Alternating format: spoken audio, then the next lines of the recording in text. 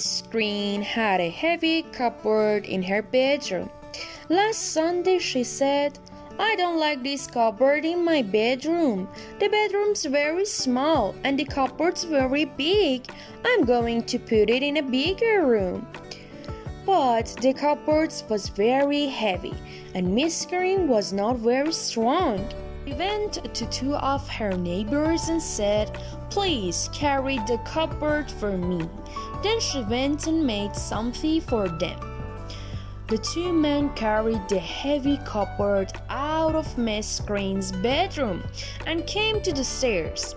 One of them was in front of the cupboard and the other was behind it. They pushed and pulled for a long time and then they put the cupboard down. "Well," one of the men said to the other, "we're never going to get this cupboard upstairs." "Upstairs?" the other man said. "Aren't we taking it downstairs?"